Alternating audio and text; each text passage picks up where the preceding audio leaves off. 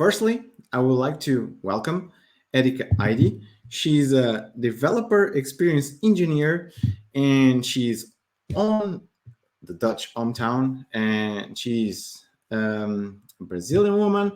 Vai Brasil. And let's pop into the in here the ambient. Just one sec.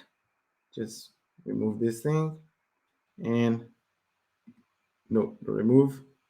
And now I got all the screens prepared and it should be this. Yeah, now it's pretty. Hi, Erica. You need to unmute. Yeah. Hello, How are you? everybody. How is it Como going? estás? I need Tudo to speak a bem? little bit Portuguese. So she's maybe the only one that can actually understand me on my native language. So I need to at least say a couple of words. But how you been doing so far? All good? Everything good? Yes. Woke up early. Do you have your waffle today? No, but I have my coffee, so I had a coffee. So That's enough. That's enough, to be yes. honest. So, without further ado, let me just switch around the. You have already your screen there? No. Okay, let me. Yeah, my slides are here. Yeah. Yes. So Great. carry on. I will pop out. No worry All about me. right. See you in a bit. Hello, everybody. Thanks for joining us today for DPC23 online. I'm Erika Heidi. It's a pleasure to be here. I'm really happy to be once again at DPC. So I have a special place for DPC in my heart because it was my first conference when I moved from Brazil to the Netherlands, and it's changed for me a lot of things. The first conference international, seeing all those speakers and talks. So it was really important to me. So I really like the PC and it's nice to be here. So today I'll be talking about Wolfi. And I know many of you probably never heard about it. So don't worry, I'm going to explain what it is first. And then I will talk a little bit about the story behind it and why it was created, the whys and the hows about it. So uh, what is Wolfi? So just a moment. I have to update, I think, my slides because no, that's good. That's good. I think this is good. So what is Wolfi? I had a slides added with a talking what I do. So I will do that before I talk about Wolfi. So I work as a developer experience engineer, as Kaneko mentioned, as ChainGuard. And ChainGuard is a company that is a startup that we deal with software supply chain. So the stuff we do is to secure the software supply chain. And I have a background in PHP development. I still a PHP developer, but I worked professionally as a PHP developer for many years. And then I moved into technical writing. And so what I do, basically, I write docs, tutorials, and other resources to explain tech stuff, basically. And nowadays, I write documentation for Wolfi and for other things that we do at ChainGuard. All right, so now, sorry, now we can go ahead and talk about Wolfi. So what is Wolfi? Wolfi is a small Linux distribution built for containers. And we call it an undistro actually because it doesn't have stuff that normally goes into a regular Linux distribution, such as a kernel. Wolfi doesn't have a kernel. Man pages, a lot of stuff is stripped down. So it's very small. And it's based on APK, the Alpine Package Manager. We're going to talk a little bit about that in a moment. The why is that? And one of the biggest things about Wolfi is that the updates are really fast. So whenever a new patch is released, a new version of a package is released, it takes less than 24 hours to be available at the package repository. So you can have always fresh images with fresh packages, and especially when there's a CVE, things are updated very quickly. And so why APK? And why APK? What does it have to be with Alpine? So there is a reason why we chose to use APK, and it's because APK has a design that facilitates reproducible builds, and this is something important for Wolfi and for especially in the space of automation. So what happens is that with other distros, like for instance Debian and Ubuntu, when you request the installation of a package or a removal, maybe you add a bunch of packages at once, you install these packages. If something goes wrong in the middle of the process, the system has already changed. So it's hard to know what changed if something goes wrong. And so it's not reproducible. Every build can have a different result. Uh, when you talk about APK in Alpine and APK, it's a bit different because Alpine, not Alpine, but APK specifically, treats the system as it calls it roads. So that's why also the title of the talk is because of that. So it has to fix the road. It has to create all the dependency tree first. So the APK resolver will try to figure out all the dependencies for all packages and see if this can be all installed as requested. And if something goes wrong, the system is not changed. There are no changes to the system. So only if everything is able to work, then the system is gonna change. So this facilitates the reproducible builds, and that's why we use it instead of Deb, for instance. Um, okay. So, and how does it compare? So, Wolfi is a distribution. Of course, you have still to build your image. And this, I'm going to still talk a little bit about this. But this is an example of the PHP image that we have at ChainGuard that we build that is based on Wolfi. So the Wolfi PHP image that we provide compared to the Alpine PHP image, which is a popular image. Also, a lot of people use it for security reasons because it's smaller, also this in size. So the Alpine PHP image has about 96 megabytes, and the ChainGuard PHP image has around 37 megabytes, 38. So there are differences in these images, of course, but this is the most similar, the closest match to I would say to our PHP image is the Alpine image. Also uses APK, the same style, let's say, but this is a distroless image. And I'll still also talk about distroless when I explain a bit the reasoning behind things.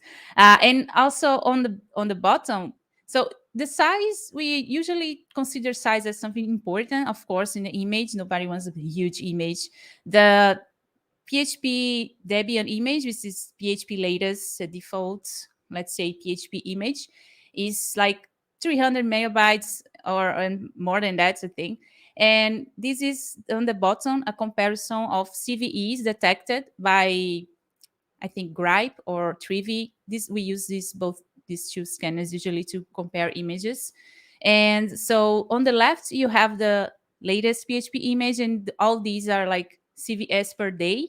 So around September, for instance, there was around 110, 120 almost CVEs in that image, while in our image we have only sometimes shows an image and like the next day or 2 days after that it's already gone, the CVE, because it has such a fast update rate too. And that's the most important thing, actually. So this is Wolfi on GitHub. The org is called Wolfi/dev, and the repo where all the packages are there available is Wolfi dev/os. So you can have a look also there later. Okay, so I wanted that first part was just to talk a little bit about what is Wolfi, anyways, for those who never heard about it, which is fair because it's only 1 year old, the project. And now I'm going to go more deep into the story of how it all started and why we built that, because kind of crazy to build a distro. Like, why would we do that in the first place? So I'm going to talk a little bit about the story, how things moved so that we have Wolfi as we have today. So it all started, like I joined Chingar in May, but this is around March. So I looked around a lot of old Slack messages and found some links, GitHub issues. So this was one of the first designs that we had to build our images, because our ultimate goal actually was to provide images that had zero CVEs. So we wanted to provide images also with software bill of materials and other resources to improve security and also help with automation tools to secure the software supply chain. So that's the goal of the company anyways.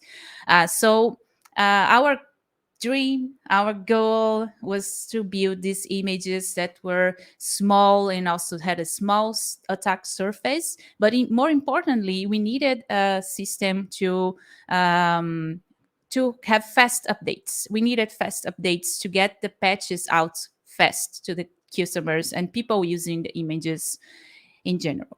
So in March, then just the CEO came with this design, and then we started working on some architecture for using open source tools that we have, APQO and Melange, to build packages and images. We're not talking about distro yet. However, what happened is that if you want to keep things secure and patched, it's really hard to depend on upstream package repositories, because the updates they take a long time to reach the repositories. For a Debian, for instance, even for Alpine, it takes some time. So when we started building our first images, they were based on Alpine. We were building only some packages, kind of overwriting, I would say, but that was not working well. We were still depending a lot on upstream, whatever it was. In this case, it was Alpine. And so at some point we realized that we would not be able to reach our goal if we depended on Alpine for that. And that's when we started talking about building a distro. So how do you build a distro, right? So this kind of mind-blowing for me first to understand, but like this, I had some screenshots, some real screenshots from our Slack. So, and it was all authorized, by the way. So Jason Hall, one of our engineers, explains here kind of how it works. So you have like 3 stages. So you need to build a small set of core components from source and using Alpine tools for that. So that would be stage 1. And then from stage 1, you build another set of tools, slightly more tools, and then you build stage 2. And then on stage 2, then you build more tools and stuff. And then you have stage 3 finally, which is the build environment for Wolfi. So stage 3 is actually what we use to build Wolfi packages. So yeah, on the right, he shared also this easy to understand, like what is my purpose. So the stages, the first and second stages are built only to build their replacement. So yeah, kind of you get the idea. Then the next challenge, we had like Ariadne is one of the main engineers on this project, like responsible for building the tools that we use. So she builds Melange and APQ first. I'm still going to talk a little bit about these tools. And everybody wanted to give suggestions for the name. It was really hard to decide, actually. First, we actually wanted to call it Inky, because, I don't know, we wanted to call it Inky. We called it internally, but then we already had a marketing team. So marketing came and said, this is not going to work well, you know. Um, so we had polls. We have like Slack threads with 91 replies and almost 100 replies. And it was really hard. But after marketing came in with some ideas, then Wolfi was born as a name. Well, the distro was already on the works. And this is a memorial to our, it would be our mascot, but it came, I didn't happen. So forever in our hearts, Boxy, thank you. You were still loved. And then Wolfi came. So we had a logo approved by 90% of Shanghai employees, basically. We also had a poll to decide on the logo and a lot of stuff. And yeah, so Wolfi was there. Wolfi was born.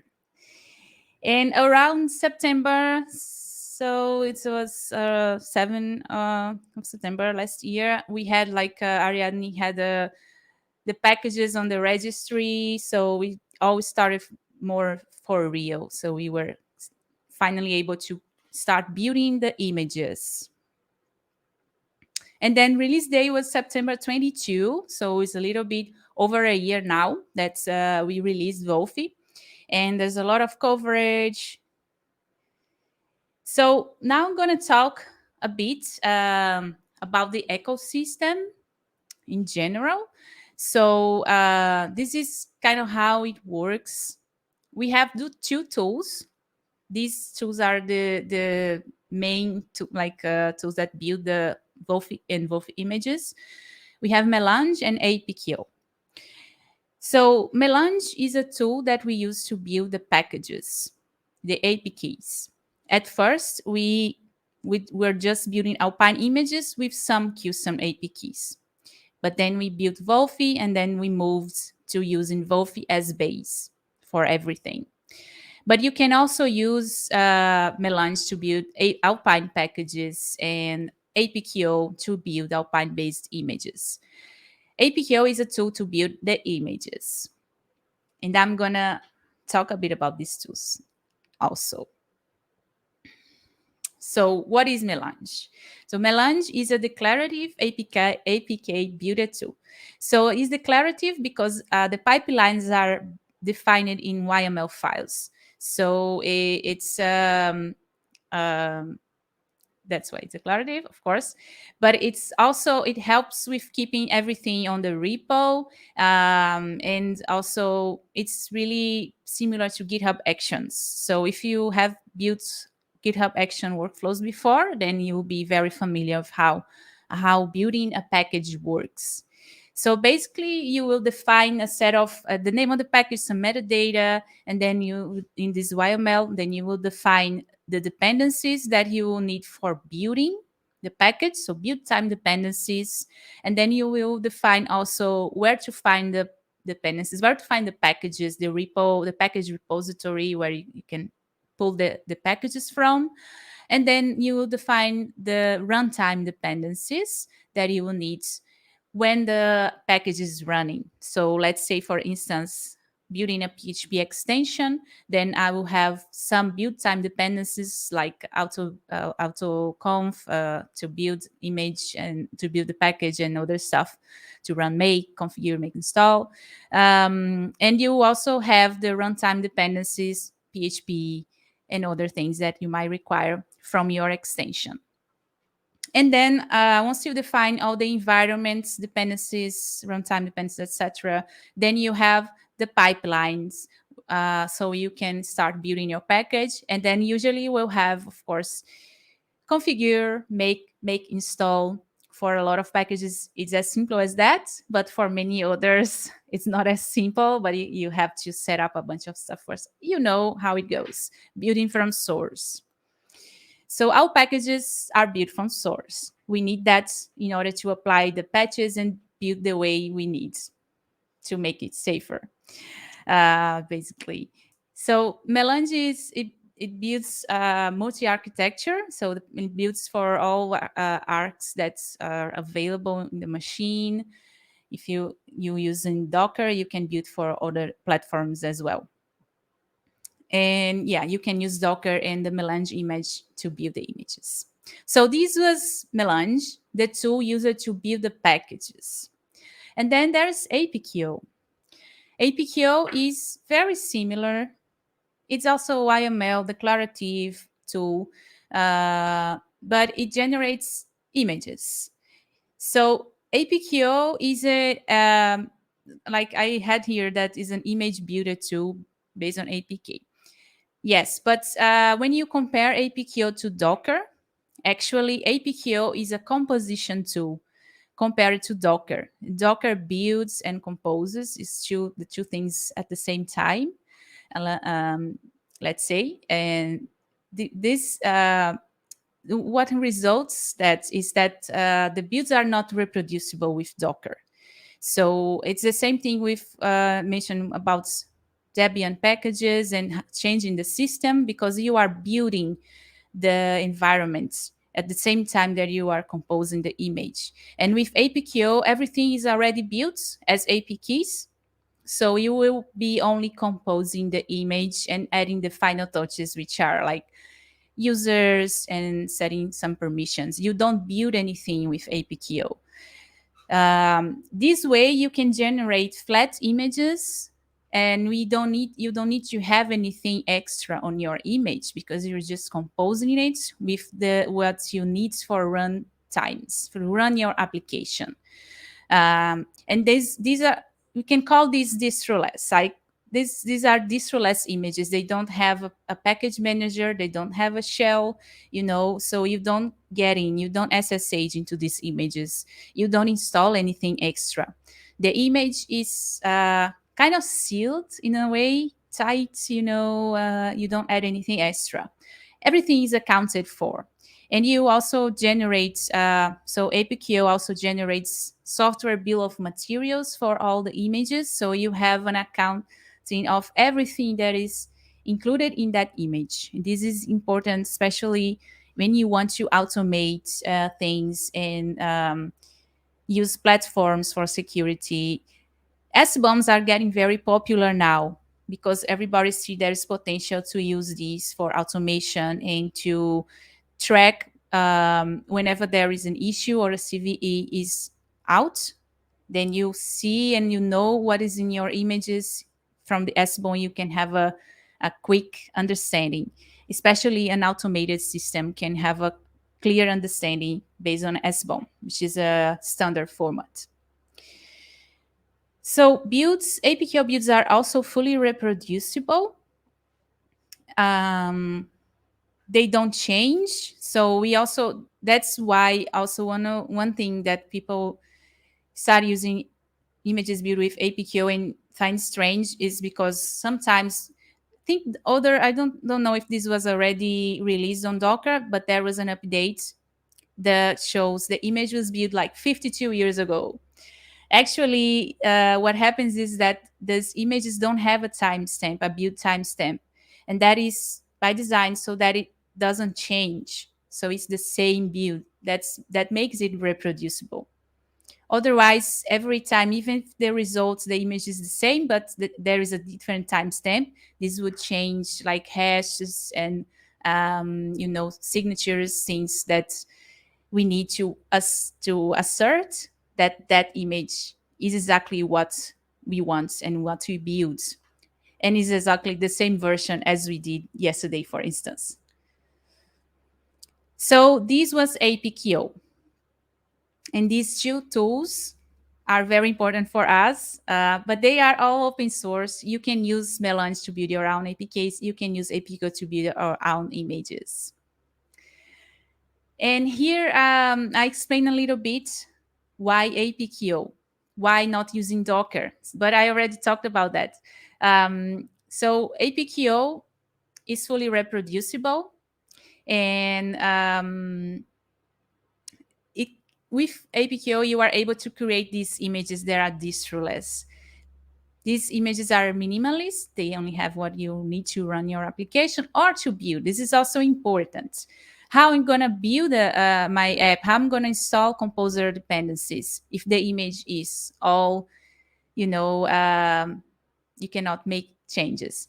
Actually, we have also the builder images. Of course, we need the builder images to install dependencies, userland like dependencies, let's say with Composer, create I don't know, create files, do other things that we need to do. And so you can use the builder image for that. I'm gonna share an example, I think, soon in another slide. But usually the difference is, for instance, the PHP image, the default, the distroless PHP doesn't have Composer, doesn't have APK, doesn't have anything. It has only what you need. And then the dev image has Composer, has APK, has a shell. So it can use to debug and to build things in the context of PHP, not building. It would be install the Composer dependencies, for instance, or and also maybe change permissions, set up the application, things like that. You actually, yeah, you don't need package managers. You should not have package managers or shells on production image. That doesn't make any sense. You don't need that in there. It only creates, makes the image bigger, and it creates a new entry point for any attacks or any, you know, to be explored. So removing that, not having that on production is a much better, much safer way to run your workloads. Less dependencies means less smaller attack surface, which means less CVEs, of course. So that's the big deal about distroless images. Now let's talk about PHP in Wolfi, which I'm really happy to talk about because I built PHP for Wolfi. And I also built the PHP image we have at ShaneGuard. It was around September last year, I think, when I was very close to these messages from September. I was very close to get the build to work. I did build a Alpine first PHP image with APQO, and that was okay. But then we released Wolfi, and then I started building PHP from source, and I did it so many times. After a lot of struggle, I learned also a lot in process, which is great. But yeah, so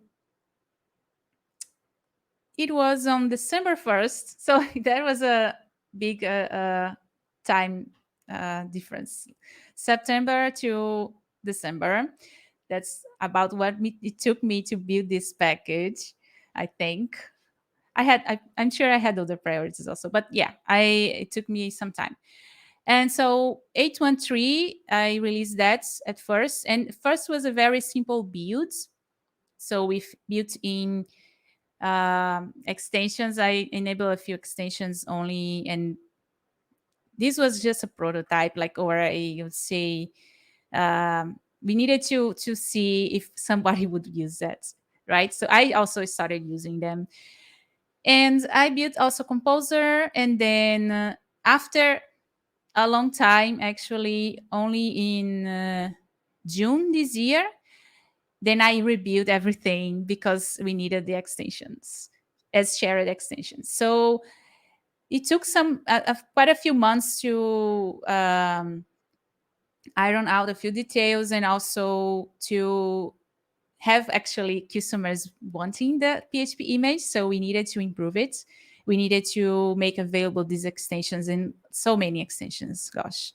So the build went from a very simple build, configure, make, install, basically, to a really complex build. So there's tons of submodules, sub packages. One thing about Wolf is that one package definition, one YML that we have for a package, you can build several also sub packages. So a sub package is usually just like removing the extension file and maybe a configuration file, any file from a location, and adding to the other location that is for the sub package. this is usually what happens when you separate things into sub packages there. And it's very similar to what Alpine does as well. So this build was entirely based actually on the Alpine build. I looked over so many times that is a huge make file, and then I started moving, like actually translating into Melange YML. Then I got all the extensions to build. And after some time, then we also had another customer that needed PHP Redis and then PHP AMQP. And the latest one that I added was ODBC and DBlib. So yes, we have a lot of packages there now. And where we are today. So Wolfi is 1 year old. As of September, we celebrated that. And this is part of the team. Those are really important people that work on daily basis, making Wolfi better, building packages and unbreaking things, because things also break a lot, of course. We rely heavily on automation. So there's automation for everything, from the CI to test the package if the package builds, to test for like to link the YML, to check if the commit is signed. So we only accept commits that are signed. And then we also have a bunch of pipelines, of course, to build the packages nightly when there's a change. We only build if there's something has changed. And also we have automation to check for updates, and that is like really, really important. Because, as I mentioned, it takes usually less than 24 hours so for an update to reach the repo. And that is because of the automation also, because the Wolfi bots will create a PR already with the updated package, with the new version, so that helps a lot. But of course, it breaks also sometimes, so you have to manually go and fix it. But automation makes everything better. So now we have over 18,000 packages available in the repo, with like 1,600 around config files. As I mentioned, each config file can spawn like several packages, sub packages, and more than 4,000 PRs merged. So we had a lot of contributions from all over the world. A lot of people are starting to get involved with Wolfi, and this is great. Of course, we started it at ShaneGuard, and we have a team of in-house maintainers, because we built a product using it, which is ShaneGuard images. But Wolfi is totally open source, and it's a community Linux distribution, and we encourage participation. And our goal for the future is to have a committee, like to have people from different companies in the industry to help maintain and make decisions, especially about what's going to happen in the future. So how to get involved and learn more? Here are some links. You have access to the slides later, and then you can check these. The Wolfi documentation, which I'm very proud because I started it. I wrote the first docs about it. And you can find the Wolfi docs on ShaneGuard Academy, which is the site where we have all the documentation and also tutorials about our stuff. The Wolfi repo on GitHub. Also, if you wanna, you can see everything is open, so you can see the automation, the configuration files that build packages, everything is there. There is also a good tutorial, by the way, I wrote building a Wolfi package. So this tutorial was based on my experience building the PHP package, which is kind of complex build. So it shows step by step, like, and many details about the YML file, what goes where, how the updates work, and things like that, and how to submit a PR. And so we are working. I don't have yet the link here, but we are tagging some issues for Hacktoberfest if you are interested in participating. So I will share these on Twitter when I have these, maybe probably next week, promise. And we also have a monthly call that you can join to get involved. The Wolfi community call. There's a calendar. I forgot to put the link there, but I will share on Twitter. And you can just follow Wolfi on X or Twitter or X. You can follow Wolfi there, and then you will be on the loop whenever there's a new meeting. We just had one last week, so probably only next month we have the next one. And we invite everybody to present or share the experience they having with Wolfi or anything that they find useful. It's nice to share. Yes, so thank you so much. I don't know if I think I run a bit short on time, maybe, but we can have some questions now. I can also show some of the configs if you want to have a look. Do we have any questions so far, Koneko? Hello, how are you? Thank you for Hello. the presentation. And don't worry about the time. So we got some windmill happening in between the talks, so no worry. Okay. I got two comments. Okay. So first comment for you is I really love the way that you say melange. Melange. It's really fluent. I was I only guess open it's that from the melange. because of the Portuguese. Claro. Claro. But I was just hoping that to see Melange on screen and she's going to say it. She's going to say it, and she said it. Okay, Melange. quick comment, and hopefully you know the thing. So I got a thing with logos. So Mhm. why Wolfie is not a wolf on the logo? Good question. I should have mentioned that and I forgot. So Wolfi is actually the tiniest octopus in the world. So that's where the name comes from because it's a Um, tiny distro. It's not uh, a wolf.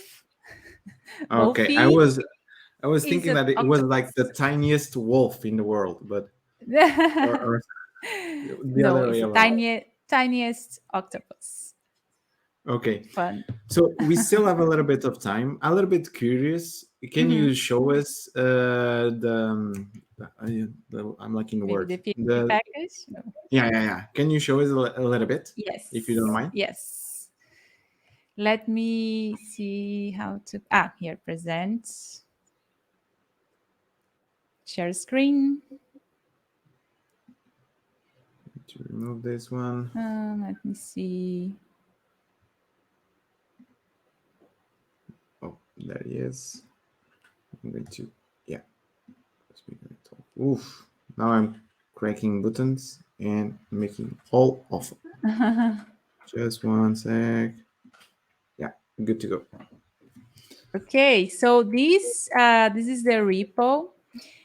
It's truncated because we have all the packages are defined here. So these are the folders are have updates and patches usually, but the all these are packages. So Mm-hmm. let's see, PHP.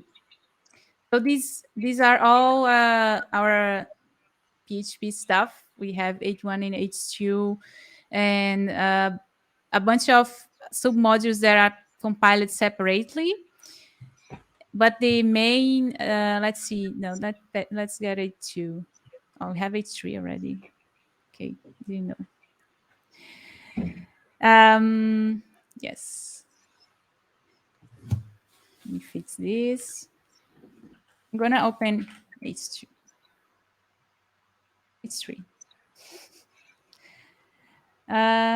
So H2. Okay. Okay, so Gonna this let is H2. I think is more stable. And so we have the definition here of the metadata of the package. Epoch. The epoch here is to say when the package has a change, so the builder knows that he needs to build the package. Otherwise, it's not gonna change. It's not gonna build if there's just a change on the file and you don't bump the epoch. And usually for when you add a new dependency or something like that, then you have to bump the epoch. So it will generate the package R0, R2, R3. And this is the environment. So we have all the dependencies that we need to build the package, the PHP package. And then we have the pipeline, um, download the package, and then prepare the build folder. And then the huge configure. It's a very extensive based on the Alpine builds of the PHP package. So we have a lot of things. All these as shared extensions, they have to be built as shared so that we can extract them as a separate package. And then we have the make and make install. And then we start building the submodules. So it is built here, the package. Then we have, this is all data to use with the subpackages section. And then we have now here the pipeline that runs. It's really similar to GitHub Actions if you have a look at it. So this will separate all the submodules into separate packages. And also we remove, extract also from the build, the dev headers, and also other things, CGI, DBG, FPM. They all go into separate packages, sub packages. So this single YML file builds, I think, more than 20 packages at once. And then we have H2, H1, H3, and several extensions.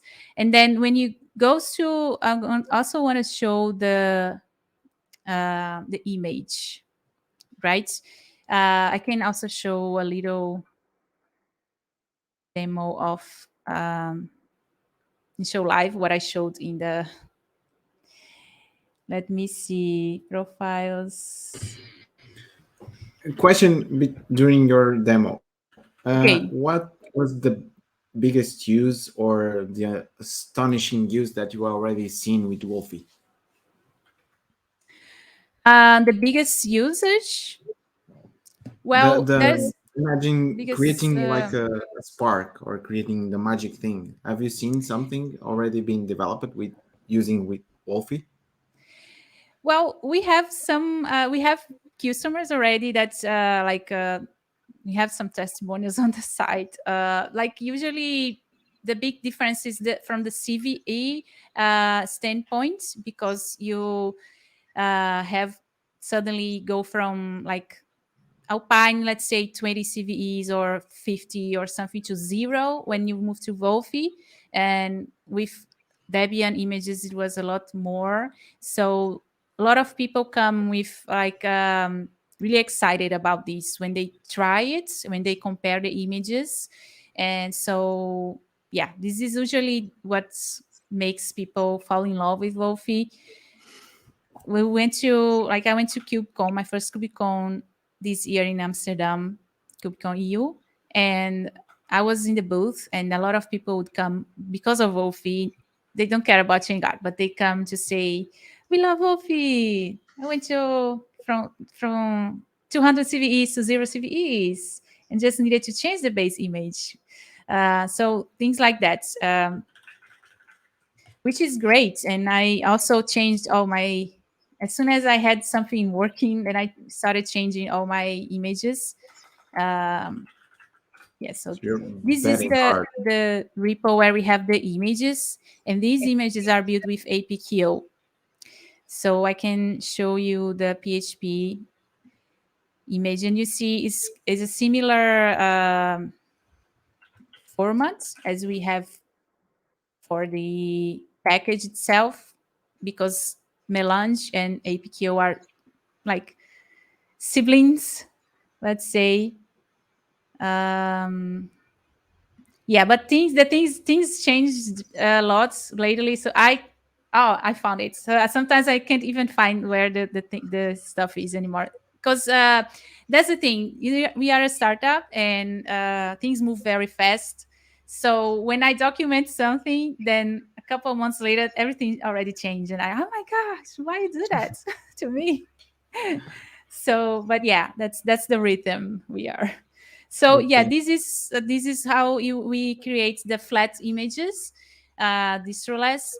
So we have the dependencies here. We don't have, for instance, package manager. We don't have composer, and we don't have APK, so you cannot install anything extra. Only if you use the dev variant. And then defines the users, define the paths that you want, permissions and things like that. So that's how the images are created. great.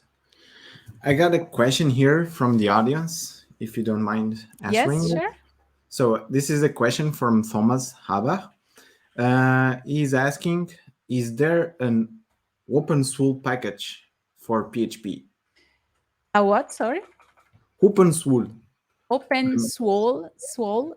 Yeah, source. We don't have yet. You could contribute that maybe. Okay, Thomas, you can. No, we You're don't have already yet. pinpointing some We are, stuff. yeah, we are building packages on demand, and we have a lot of customers that use other tooling, other things. Go is really big. A lot of people using the Go images, and there's like Python also, a lot of Python, and a bunch of Kubernetes stuff also, which I don't care about. I care about PHP. Everything when I started working there, and I started to see all these projects, I was like, yes, my mission here is to create everything PHP.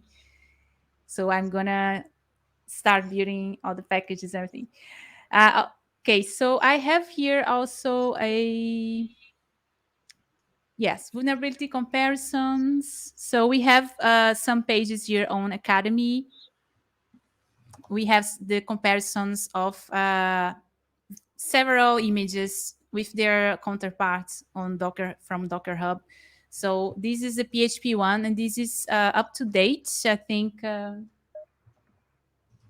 yes, the last day here is October 11th, so a few days ago.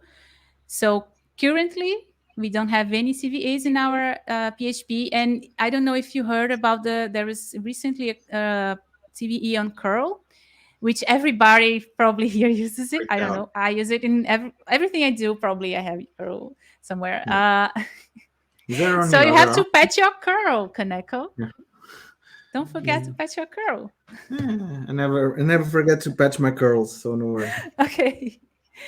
Yes. So and you can see all the CVEs here from, like, this is from the other image, and this is from ChainGuard, and yeah, then the other images here you can compare as well. So this is the most important part, is this, because that was also our initial goal.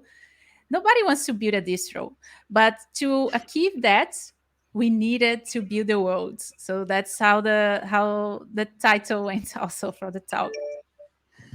Yeah. Okay, so let's sum it up. I'm going to click the button. Yeah.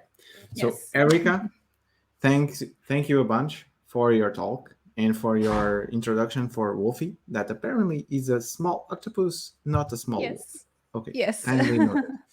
And Thomas, you heard Erica, so bill it the thing. No, if you need help, also talk to me and I will help you. Okay, thank you, Erica, Thank you and so see you next much. year. Bye bye.